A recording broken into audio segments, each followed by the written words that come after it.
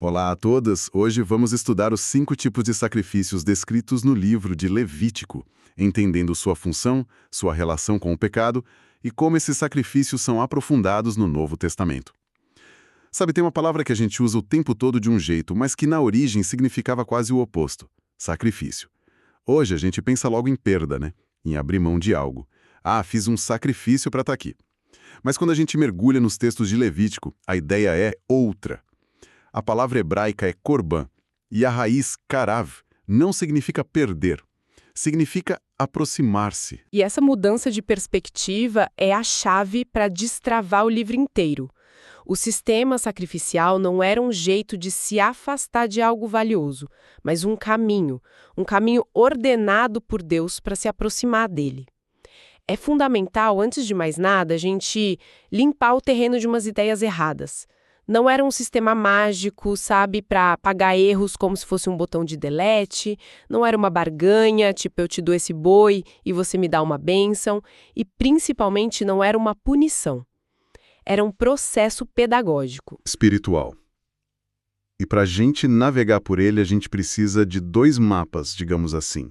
Primeiro, nem todo sacrifício era por causa de um pecado. E segundo, nem todo pecado era tratado da mesma maneira. Existem categorias bem importantes. Certo, então vamos começar por aí. Essa ideia já quebra um estereótipo, né? Os sacrifícios que não eram sobre pecado. Eram sobre o quê, então? Vamos começar com o primeiro, a olá. O que ela representa? O animal era completamente consumido pelo fogo no altar. Ninguém comia nada. Nada. Nada. Nem o ofertante, nem o sacerdote. Tudo subia a Deus. O simbolismo é de uma consagração total. É entrega completa, voluntária, da vida, da própria vontade a Deus. Uma entrega total. Isso é intenso. Mas olha que interessante. Em Levítico capítulo 1, versículo 4, diz que a olá fazia expiação. Se não era por um pecado específico, expiação de quê? Essa é a grande sutileza. Não é a expiação de um ato errado. É a reorientação da vida inteira. É como se o ofertante dissesse: a direção da minha vida, minha vontade, meu ser, eu realinho e consagro a ti. É uma expiação, assim, existencial, não transacional.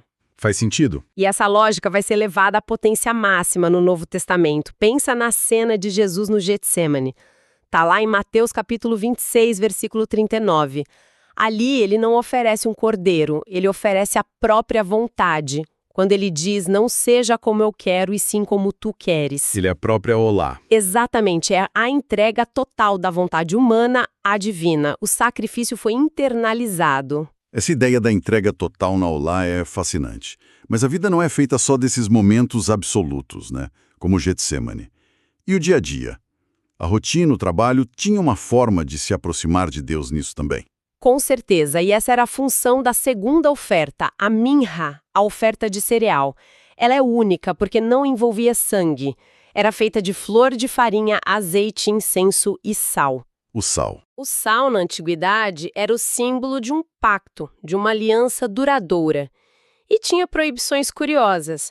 Nada de fermento, que simbolizava a corrupção, o orgulho, o inchaço, sabe? E nada de mel, que representava uma doçura natural, mas passageira. Então a minhá era sobre o trabalho. O pão de cada dia, literalmente. Exatamente. Não tinha a ver com pecado, mas com gratidão. Era o reconhecimento de que o sustento, o fruto do nosso trabalho, no fim das contas, vem de Deus. Era consagrar o cotidiano. E a continuidade disso no Novo Testamento é belíssima. Paulo, em Romanos capítulo 12, versículo 1, ele pega essa linguagem do templo e aplica na nossa vida. Isso. Ele diz: rogo-vos, pois, irmãos, pelas misericórdias de Deus, que apresenteis o vosso corpo por sacrifício vivo, santo e agradável a Deus, que é o vosso culto racional.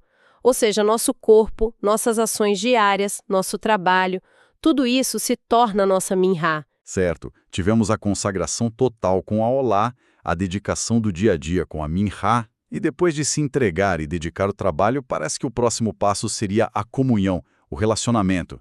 Tinha algo para isso? Sim, e essa era Shelamim, a oferta de paz ou de comunhão. A raiz da palavra é shalom. E shalom é muito mais que só ausência de conflito. É inteireza, harmonia, bem-estar.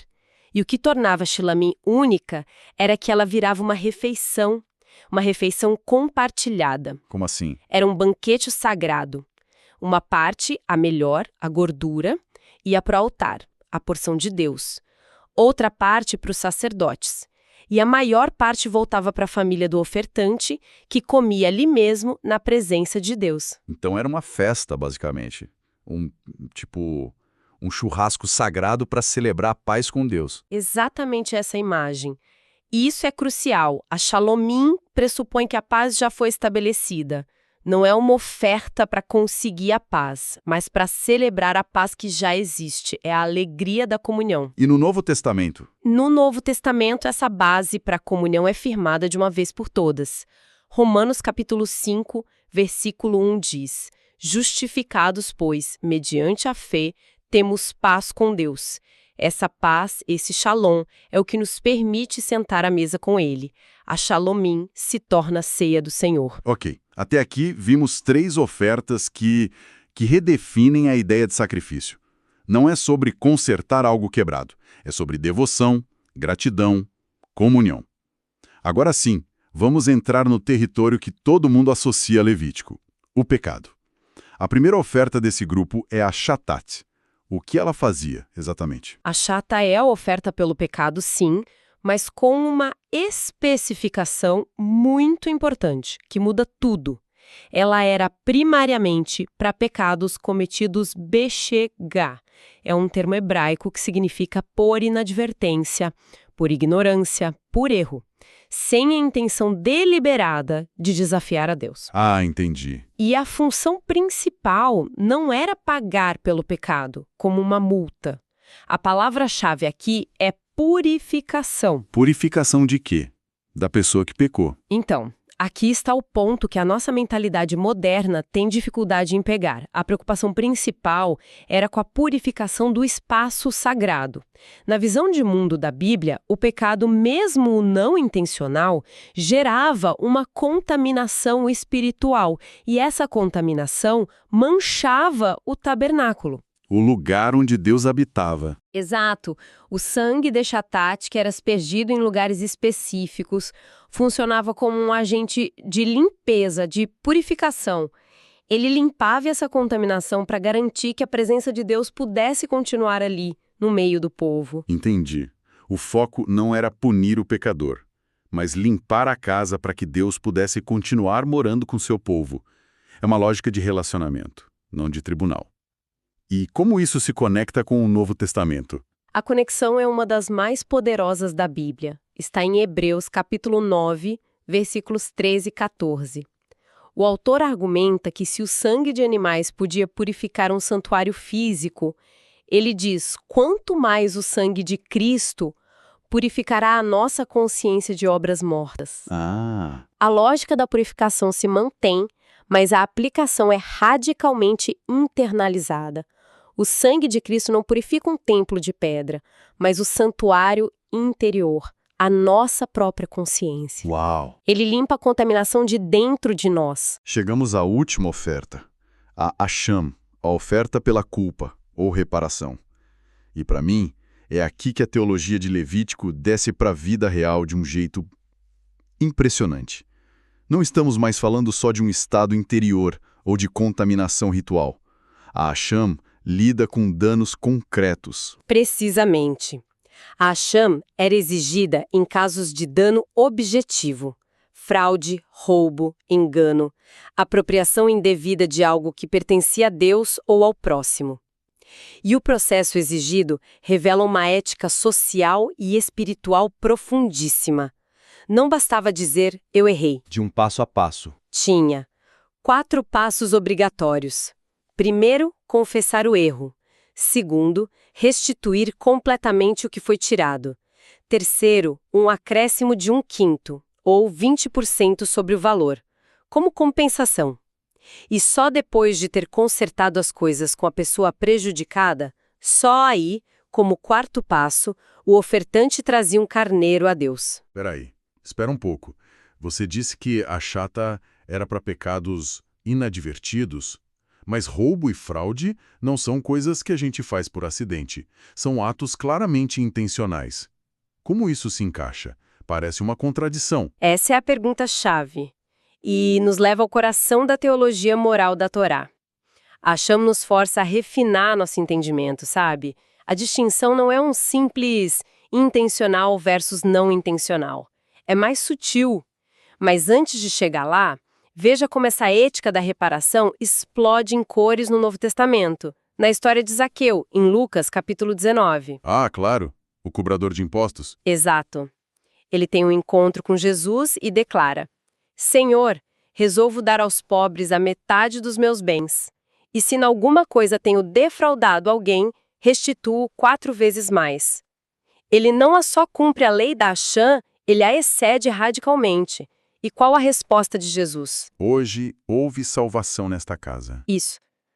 A salvação dele não foi só uma crença interna, foi validada por uma ação externa de reparação. A fé dele produziu o fruto da justiça. Ok, vamos desvendar isso. A história de Zaqueu é poderosa. Mas voltando à minha pergunta. Se a Hashem cobria pecados intencionais e achatatos não intencionais, que tipo de pecado ficava de fora? Existia um pecado para o qual não havia sacrifício? Sim, existia. E aqui a distinção é crucial. A Torá fala de um pecado cometido biad ramá, literalmente com a mão levantada. Com a mão levantada. É o pecado de desafio, de rebelião arrogante. Números capítulo 15 descreve essa pessoa como alguém que ultrajou o Senhor e desprezou a sua palavra. Não é alguém que caiu em tentação por fraqueza. É alguém que se posiciona contra Deus, em rebelião consciente contra a autoridade dele. Para essa atitude, de fato, não havia sacrifício. A consequência era ser eliminado do meio do seu povo. Então, o momento ahá aqui é que a linha divisória não era saber ou não saber que algo era errado. A linha era a atitude do coração. É a diferença entre uma falha humana, mesmo que intencional, seguida de arrependimento, versus uma rebelião orgulhosa que não quer se submeter. Exatamente. A diferença é a postura. Alguém que rouba, no caso da Hashem, comete um ato intencional, mas ao se arrepender e buscar a reparação, essa pessoa está, na verdade, se submetendo de novo à autoridade da lei de Deus. Ela reconhece o padrão e busca se realinhar. Entendi. O pecador de mão levantada, por outro lado, ele não apenas quebra a lei, ele despreza a própria lei e o legislador. Pense em Davi. O adultério e assassinato dele foram terrivelmente intencionais, mas o arrependimento dele no Salmo 51 é um modelo de quebrantamento. Ele foi perdoado. E Pedro, que negou Jesus? É a mesma que a gente encontra em passagens como Hebreus 10, sobre pecar deliberadamente. É a apostasia. E é a melhor explicação para a blasfemia contra o Espírito Santo. Um estado de endurecimento final, uma rejeição tão completa que o arrependimento se torna impossível. Os sacrifícios em Levítico não são punições, são processos de aproximação, purificação, comunhão e entrega. O Novo Testamento leva essa estrutura para dentro da vida humana. É uma jornada e tanto. Partimos de uma ideia de sacrifício como perda e chegamos a um sistema complexo, cheio de significado, projetado para aproximar, reparar relacionamentos, purificar a consciência e celebrar a comunhão com Deus. E vimos que a questão do pecado não é preto no branco, né? Mas depende da disposição do coração. E o pensamento final que amarra tudo isso é ver Cristo como o cumprimento perfeito e definitivo de todos os 5 tipos de sacrifício. Ele é a nossa shatat, cujo sangue purifica não um templo, mas a nossa consciência. Ele é a nossa Hashem, reparando o dano que o pecado causou. Ele é a nossa Olá, o Filho que se ofereceu em total submissão à vontade do Pai. A nossa Minha. Nossa Minha, o pão da vida, que santifica a nossa existência. E ele é a nossa Shelamim, o príncipe da paz, que estabelece o Shalom que nos permite ter comunhão com Deus. A lógica não foi abolida, foi cumprida e internalizada. O foco foi transferido do altar para a vida, do ritual para o relacionamento. Isso me deixa pensando, se toda essa lógica do altar foi internalizada, se o foco agora é a consciência e a vida diária, qual é a oferta que mais nos custa apresentar a Deus hoje em um mundo sem um templo físico? Se você gostou deste estudo, inscreva-se no canal para acompanhar os próximos episódios.